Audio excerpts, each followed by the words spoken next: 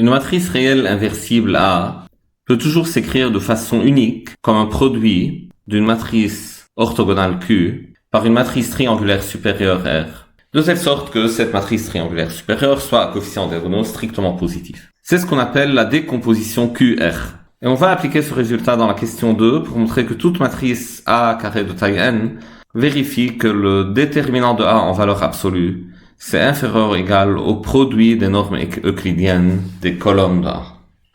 Alors, comment on résout la question 1? Les colonnes de A, je vais leur donner un nom, donc je vais les appeler A, C1, C2, Cn. Et les CIE sont des, voilà, je peux les voir comme des éléments de Rn. Donc chaque CI, ça a des coordonnées. Et donc pour ces CI vus comme des éléments de Rn, je peux dire que la matrice A, c'est la matrice de passage de la base canonique que j'appelle B à la base des CI que j'appelle C. Donc disons C, c'est la base de Rn. Donc premier élément c'est C1, deuxième élément c'est C2, etc. Dernier c'est Cn. Ce que j'ai écrit ici est évident parce que la définition de la matrice de passage d'une base B à une base C, c'est les éléments de C écrits comme vecteur colonne en fonction de ceux de B. Comme les CI forment une base de Rn, parce qu'A est inversible. Bon, comme A est inversible, donc les CI forment une base. Et je peux appliquer Gram-Schmidt à la base formée par les CI. Quand on applique Gram-Schmidt à cette base-là, on tombe sur une nouvelle base qui est orthonormale. Et on va donner un nom à cette nouvelle base, aux éléments de cette nouvelle base. Donc, disons, c'est la base D1, D2, Dn. Et la base, on va, voilà, la noter par D comme ça. D est une base de Rn. Tout comme C et tout comme B, la base canonique B. Maintenant, B et D sont orthonormales. La base canonique est orthonormale et la base D, c'est orthonormale parce qu'elle est obtenue par orthonormalisation de Gram-Schmidt à partir de la base C. Ce qui nous intéresse, c'est pouvoir écrire A comme produit de deux matrices, Q et R, chacune ayant ses propriétés. A, donc c'est là, donc c'est la matrice de passage de B à C. Comment je peux l'écrire? Je peux certainement, par la formule de changement de base, l'écrire comme la matrice de passage de B à D fois la matrice de passage de D à C. Cette matrice, c'est A. Maintenant, ces deux matrices, celle-là je l'appelle Q et celle-là je l'appelle R. A-t-on que Q est orthogonale et R triangulaire supérieur à coefficient diagonaux strictement positif? Bon, voyons ça. Q est une matrice de passage entre deux bases orthonormées. Deux bases orthonormées de Rn. L'une c'est B, la base canonique, et l'autre c'est D, celle obtenue par orthonormalisation. Donc, Q est forcément une matrice orthogonale. Maintenant, R, que puis-je dire de R? R, ça décrit les CI, les éléments de C en fonction de ceux de D, où D est obtenu à partir de C par orthonormalisation de Gram-Schmidt. Une telle matrice est toujours triangulaire, supérieure, et ses coefficients diagonaux sont toujours strictement positifs. Bon, je dis un tout petit mot là-dessus. Quand vous appliquez Gram-Schmidt, vous aurez que D1, c'est C1 sur la norme de C1. Donc c'est quelque chose comme un alpha 1 fois C1. Maintenant D2 s'écrit en fonction de C1 et C2. D3, ça s'écrit en fonction de C1, C2, C3. Ainsi de suite. Chacun des DK s'écrit en fonction de C1, donc un scalaire fois C1 plus un scalaire fois C2 jusqu'à un scalaire fois CK. Vous n'avez pas besoin de CK plus 1 ou CK plus 2 pour exprimer DK. Ça veut dire que si vous écrivez les DI en fonction des CI, la matrice est triangulaire. Donc D1 ici, vous avez un alpha 1, 1 et puis des 0. Pour D2, vous avez alpha 1, 2, alpha 2, 2 et puis des 0. Et ainsi de suite. Donc la matrice de passage des CI au DI, c'est triangulaire supérieur.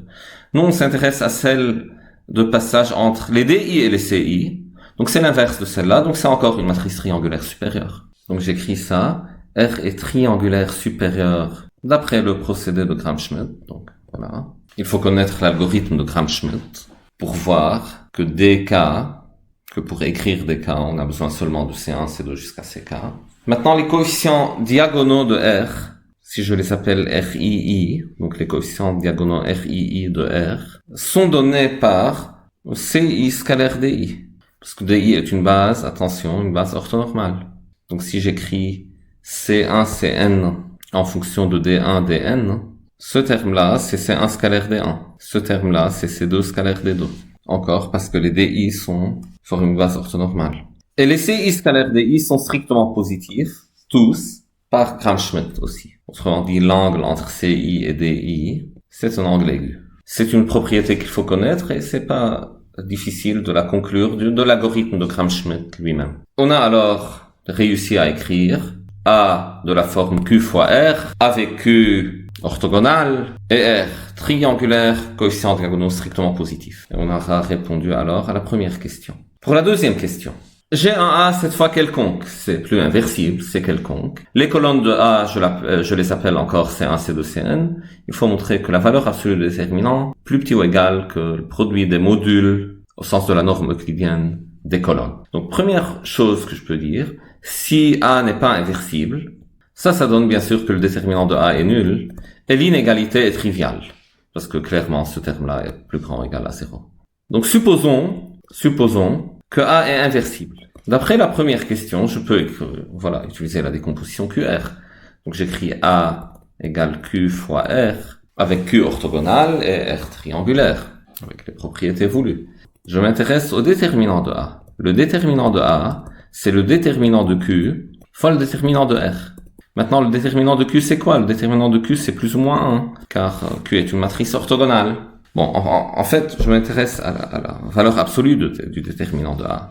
Donc, la valeur absolue du déterminant de A, c'est égal à la valeur absolue du déterminant de R. Et R, c'est une matrice, on a dit, une matrice triangulaire, coefficient diagonaux strictement positif. Donc, son déterminant, c'est le produit des RII. Donc, c'est R11 fois R22, etc. jusqu'à RNN. Ça, c'est la valeur absolue du déterminant de A. Maintenant, comme on vient de dire, chacun des RKK, c'est CK scalaire DK. Donc DK, c'est la nouvelle base orthonormale qu'on a obtenue en orthonormalisant la famille des CI. Et CI, c'est les éléments de Rn, qui sont les colonnes de A. Donc chacun des RKK en module, je sais que j'ai l'inégalité de Cauchy-Schwarz. Le produit scalaire est plus petit que le produit des modules.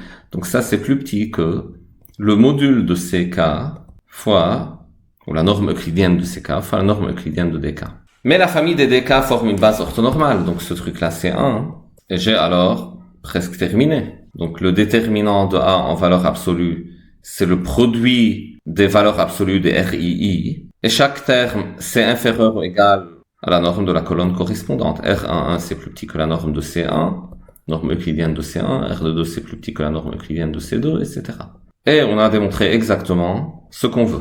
Merci de liker, de partager, de vous abonner si ce n'est pas encore fait.